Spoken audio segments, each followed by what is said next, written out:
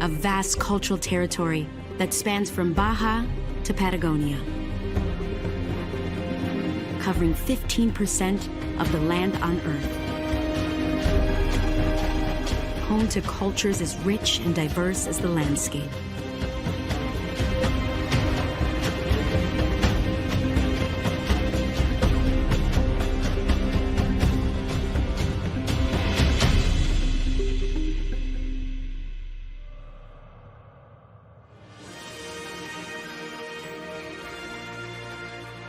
Our journey starts north in Mexico, a country of ancient empires and natural bounty.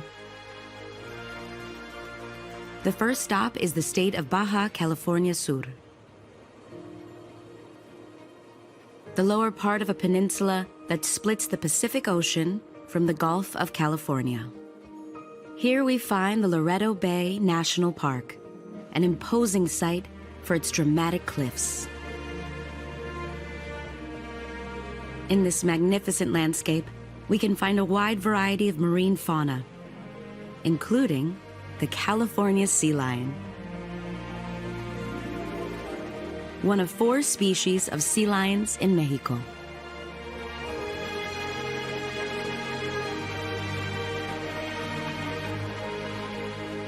These waters are also home to the gracious bottlenose dolphin. These agile and smart cetaceans are a truly global species, as they can live in both temperate and tropical waters. They are social mammals, so it is common to see them in groups displaying their great ability to swim and jump.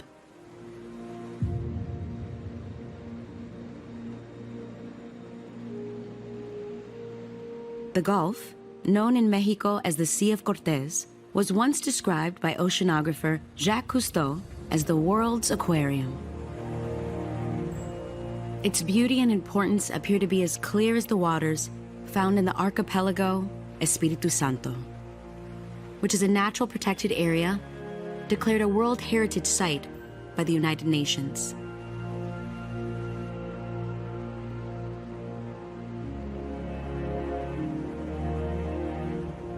The archipelago has 5 islands.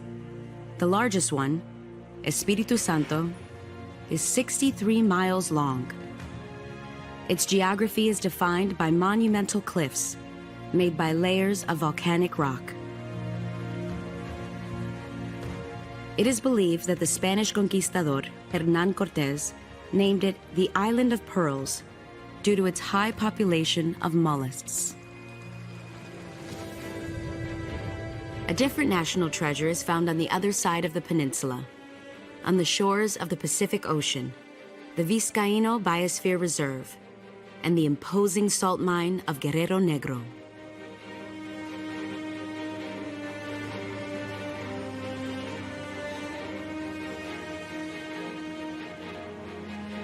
This mine is the largest producer of salt in the world, and is 3 times the size of the city of Paris.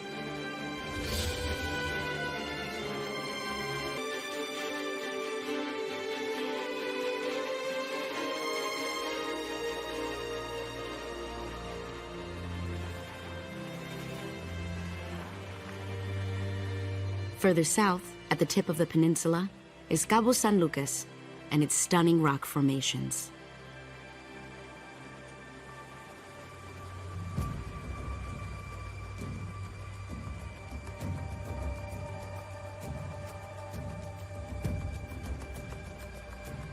The most emblematic site here is the stone arch, sculpted for thousands of years by winds and pounding waves.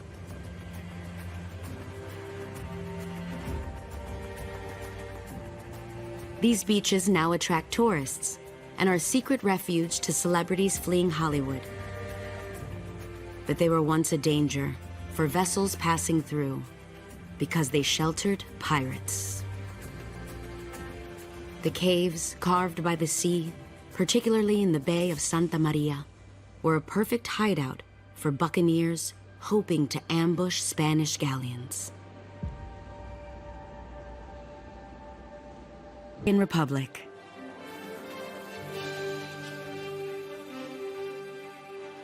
Santo Domingo, the capital, was the first city founded by the Spanish in the American continent, and it still stands proudly facing the sea. Here, the Spanish built a fort in 1502 to defend themselves from pirate attacks, just 10 years after Christopher Columbus set foot here for the first time. The street leading to the fortress was the first one built by the conquistadors. In colonial times, Spanish damas, or dames, would wear their best gowns and walk along this street, now called La Calle de las Damas. Across the street from the fortress is the Cathedral of Santa Maria la Menor, known as the first cathedral of the Americas. Its construction started in 1521 and was completed 20 years later. The cathedral is also the stage for a big mystery: the fate of Christopher Columbus's remains. The Genovese navigator died in Valladolid, Spain, and his remains were brought here. Some believe that the remains were later taken to Havana and possibly returned to Seville, though the Dominican Republic and Spain both claim to have them.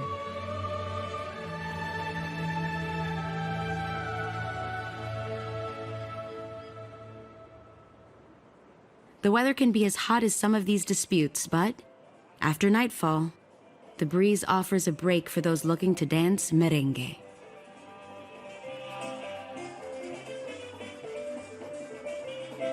This traditional music is played every Sunday at the ruins of a monastery for Dominicans and tourists alike.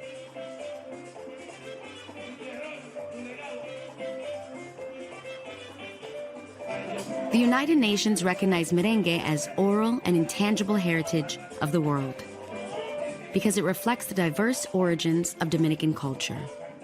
The guira, a large metal cylinder that is played with a type of comb, is Taíno. The drums are African, and the accordion was brought by the Spanish colonists.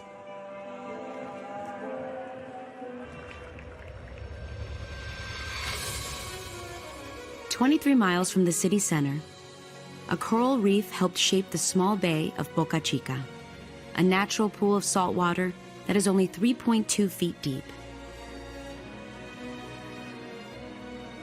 The coral reef serves as a barrier to the rough sea and makes this a calm beach, one that extends for almost a mile.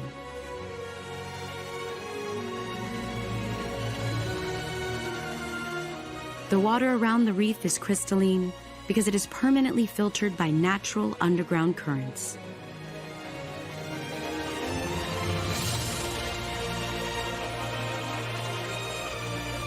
The coral flora, along with mangroves and seagrass, attract a large variety of fish and shellfish. This makes Boca Chica a suitable ecosystem for sustainable fishing.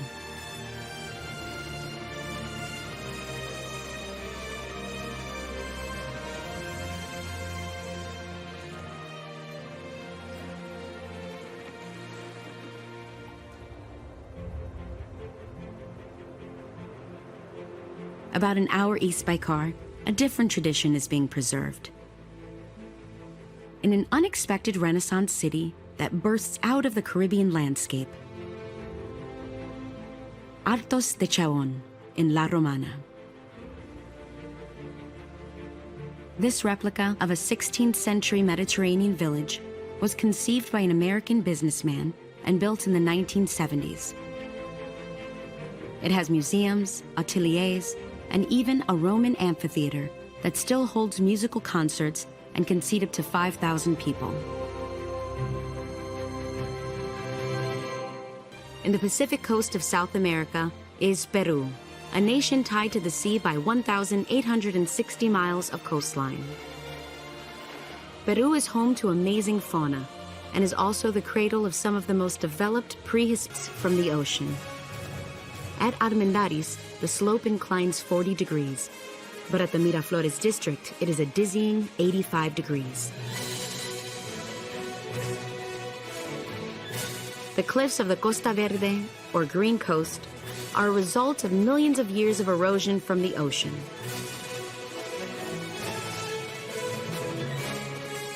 Lima has a long history of earthquakes and tsunamis.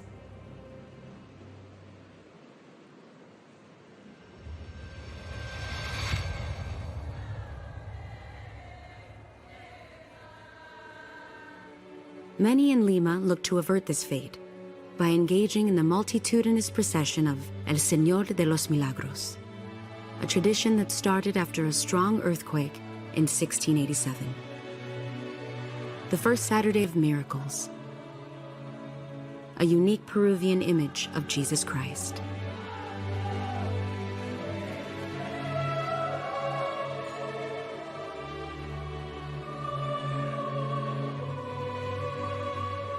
The official story links this Christ to a 17th century painting by an Angolan slave.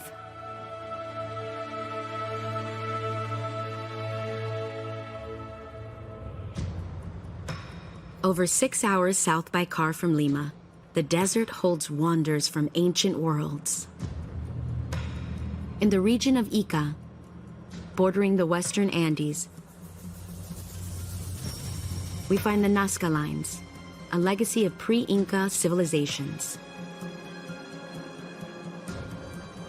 An area of around 174 square miles, containing a system of more than 800 straight lines, 300 geometrical figures, and others of animals, plants, and human-like drawings that can only be seen from above.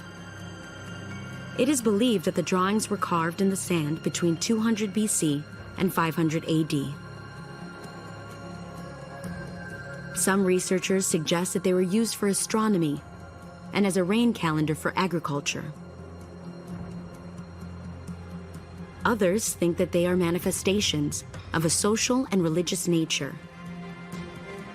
Some even venture to say they were landing guides for extraterrestrial vessels.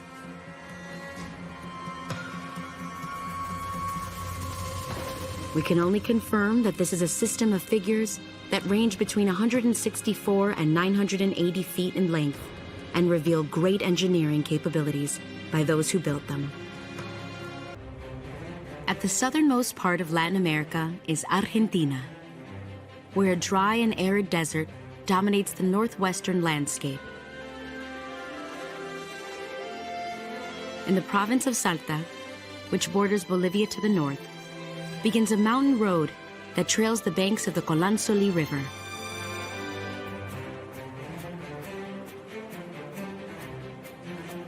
Nearing the end of its almost 12-mile run, one can see the church of San Roque y Nuestra Señora del Rosario in Iruya, a small town at the edge of the mountain that sits at over 9,000 feet above sea level.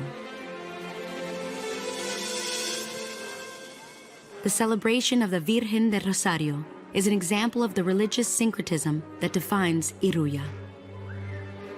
While the pre-Columbian culture prevails in the agricultural traditions of the region, the popular festivities provide an example of the cultural blend that occurred during the Spanish conquest. Although Catholic worship is predominant, the clothing and ceremonial dances are proof of their indigenous roots.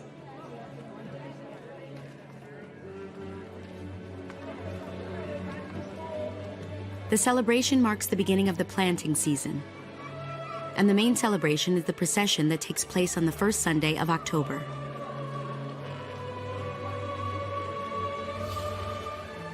This veneration to the Virgin was brought by the Spanish. The indigenous populations worship Pachamama, or Mother Earth. Almost 200 miles southwest from Hornocar is a vast extension of white land known as the Salar of Arizaro.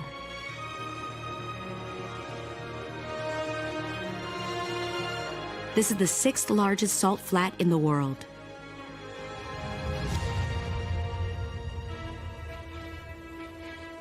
At its southern end, a small volcano with a weak eruption formed a perfect natural pyramid.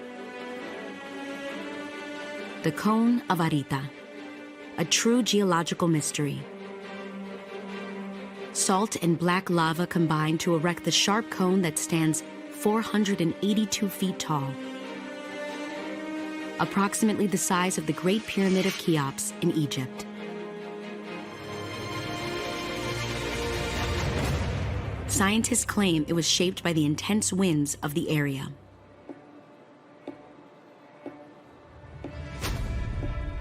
Salt and wind are the two primary elements of this region of Argentina.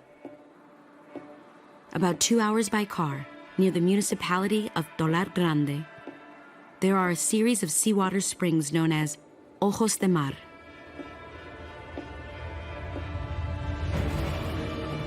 The microorganisms found here date back to the very origins of Earth.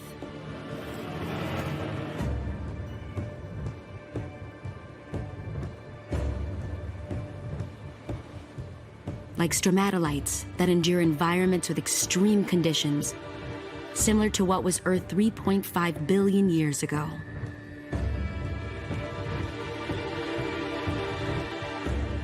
The life in these water springs remains almost invisible to the human eye, but it has existed for thousands of years. Our journey through the vast territory of Latin America and its natural wonders ends here. A land rich with diverse cultures, with people who are proud of their roots